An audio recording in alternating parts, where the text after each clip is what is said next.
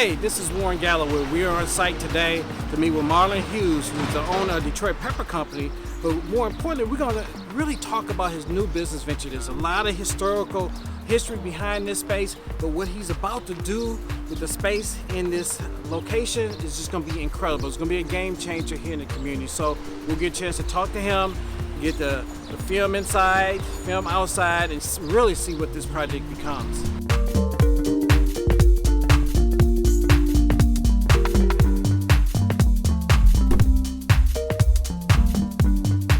This restaurant, this beautiful establishment, tell me again, really, why did you start it? What was the true purpose behind it? Well, I needed a place for me and my son to coexist. He's a lot of places were saying my son is untrainable. There's nothing really for him to do.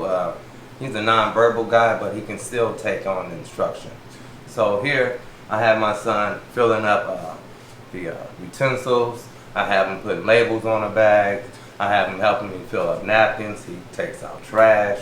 And so for them to say that he's untrainable, I can prove them wrong. He is a central part of the business to me. He's my everything. He's an inspiration. He's my driving force. And so if people would just take the time out to get to know people or open up the book, you'll find out we all can be utilized in other ways. So I know both you and your wife, your son work here, but your wife works here as well. Well, I see some of your friends, your fraternity brothers. Tell me about, this is a family affair, or this is your village? This is, it takes a village, and during the pandemic, a lot of things happened. I lost all the employees that I had from the start. The system made it easier for them to make more money being at home, and so all hands went on deck. So my wife, she's employed for a company already, but when she gets off of work, she comes and she helps the family business. My fraternity brother, he comes in and he helps when he gets off of work to help the family business. And me and my son, we're here. We're putting this forth much effort as we can. Sometimes it's overwhelming, but there's a reward at the end of the breakthrough. And I know if I come in here every day and serve the people the way that they deserve to be served, I can't do nothing but succeed. I've seen you in here answer the phone, fix the food, prep the food, bag the food, do the smoothies. I mean, there's a labor of love that I actually have seen and that you put into this business. Yeah. Everything is just going to more than what I thought, just being a place for me and my son, but it is now a place for community. And I have a shared network space here where all the people that's inspiring to have businesses come, and I allow them to network within my space. I have a network wall, and we take all business cards from everybody in the neighborhood to try to help grow businesses here in the city. That's awesome. What everyone needs to know is that this was self-funded, very little debt, if any. Yeah. And so his commitment was to come in here and come as much debt-free as possible, and open up an establishment in the neighborhood. So eventually, once we get out this pandemic, you can look to hire from the community. Yes.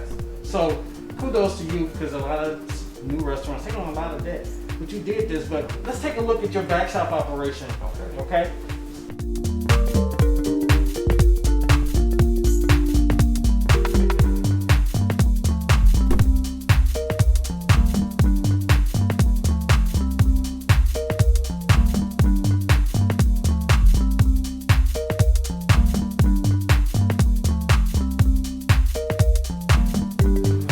So we just got finished taking a tour of Detroit Pepper Company, but that was your first project. Now we're in the midst of your second project, which is kind of interrelated. You want to talk a little bit about what this project means to Detroit Pepper Company?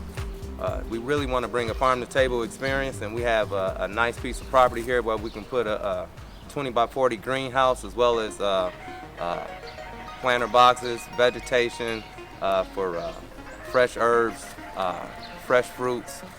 We got one of the oldest trees here in East English Village. As a matter of fact, this is the first property in East English Village.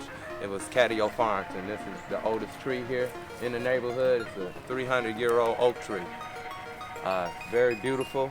We just started removing a lot of trees. It was really overgrown with brush. and so we had over 120 trees taken out, saplings and little seedlings.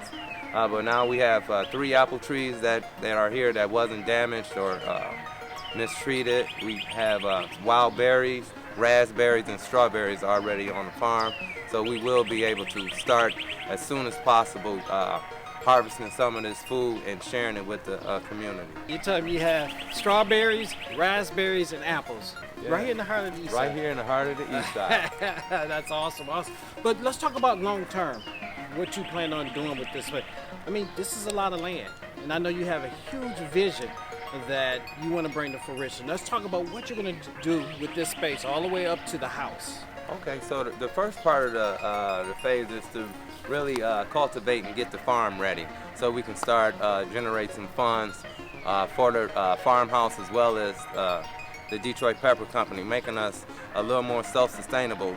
We can really bring our own peppers in. We can grow jalapenos, the poblanos, and the bell peppers, and we can have those within 60 days after germinating. They can start growing and producing food, and we can start eating off of those year-round with the greenhouse.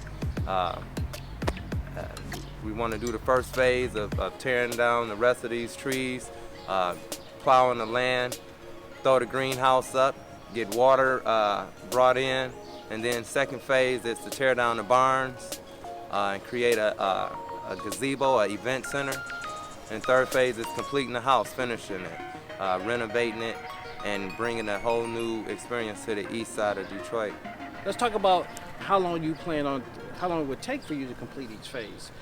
Developing the farm in itself, that's the first project. We're going to fence in this area, secure it, and start erecting the greenhouse within the next, I would say before summer is over, the greenhouse should be finished. So that would be your first income generator for this space here? Yes. Okay. So is that are you going to be hiring people to work with you from the community so that they have employment opportunities? Is that your goal, is to allow the community to be a part of what you're doing here?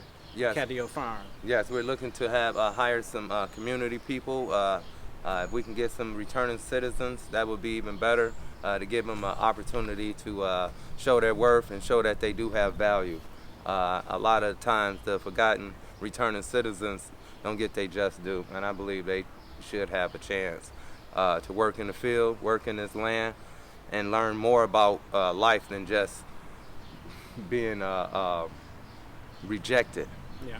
So there are programs out here. We could talk a little bit about this later on, where state agencies can support you in helping provide not only returning citizens, but those low income, those who've been out of employment for a while, who are looking to get back into the workforce, and they provide different incentives, i.e. on-the-job training, where they'll pay for the salary for 30, 60 days. Okay. There are tax incentives that are out there. They also will provide them with equipment, clothing if you require a uniform. So that all these supportive agency programs that are out here that can be introduced to you, not only save costs, but it also is to encourage you to continue to hire that population, because as you said, they're rejected a lot. So they've found ways to support them, to be successful for working for employers like yourself who are willing to hire that type of population.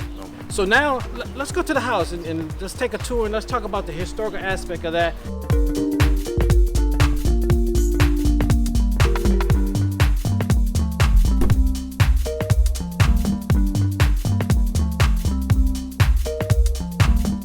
Before we get to the house, let's talk about this barn you have here. The house has been around since the 1800s, and we'll talk a little bit more about that. But this barn used to be a horse stable. Yeah. Right here in the heart of the city. But at the time that they built the house and the barn, this was all farmland. Yeah. So let's talk about, from a historical point of view, about the original owner and how much land he owned. Because you say he goes way back down by the Edsel Ford Mansion, Eleanor Fisher Mansion, off of Lakeshore Drive. So talk a little bit about the historical aspect of everything here that you're involved with right now. Okay, well, so this farm was started and erected in 1895. So the farm original estate came from Michael Catio. This road that the home is on Catio Road. Well, we call it Cashew now in Detroit, but it's Catio. And at one time, they used to have what they call band farms, and they ran a band width. And so this farm originally started where we are now, all the way to the Eleanor House. So if you would know the direction, it would be maybe 10 miles of property in a square. That's from Caddio in East Warren to Vernier and Lakeshore Drive. That's a nice piece of property. And so yeah, these are the old horse stables that was here. We used to have an outhouse and a well on the property.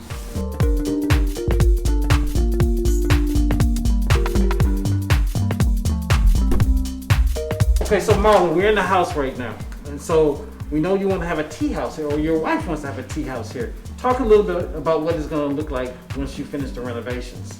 Well, so when you come back in here, there will be a space for private tea parties. So you can have elegant tea parties, or you can have a tea lounge where you come here and just have a nice cup of hot tea. Have in the tea lounge, or you can come in the tea bistro where we're standing right now. Just have some bar top tables in here, have hot tea, catch up on the news or whatever, a little internet cafe. You can buy tea. The goal is eventually to go into just trying to have more shared network space here in Tea House. But I'm gonna tell you right now, we're in the old part of the Tea House. This house was created in 2 phases before there was running water. And so we're in the old part of the house before they put the addition on. The addition was added to the house in the 1920s. But in the late 1800s, early 1900s, they only had this first part of the house, and they had an outhouse where, of course, you had to take care of all your business. But this is the way farmhouse living was done. And so when they put the addition on, that's when they got a kitchen, running water, and a bathroom. You step into the second phase of their house. Same steel wood burning stove from early 1900s. And it still works.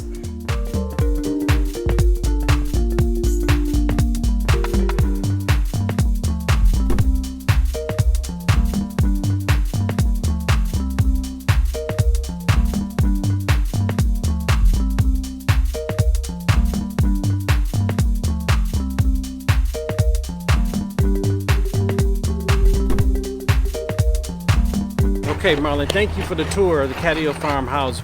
I mean, this is a tremendous project that you're taking on. The home was built in 1883, and we see the work that you're going to be doing here. You got people working here who are going to be painting, you have a new roof, but we know there are going to be some incredible things that are going to take place in the different phases of you redeveloping this area. Any final comments you want to let our audience know about this project so that we all can get excited about it?